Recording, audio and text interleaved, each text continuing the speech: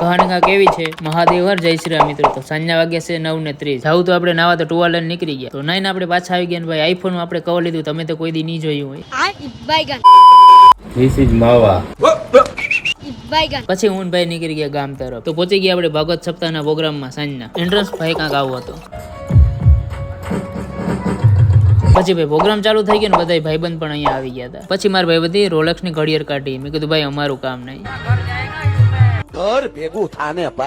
પછી ભાઈ ભરતભાઈ, પરિણભાઈ, રાજુભાઈ, રામભાઈ અને છેલ્લે કિશન હારે રામ રામ લીધી. પ્રોગ્રામમાં થોડી વાર બ્રેક આવ્યો. મારો ભાઈબંધ શું કે ખબર, મોટો જોયું તારું પેલા सारी उम्र में जो कर जबड़े यारे તૈયાર ની તગડી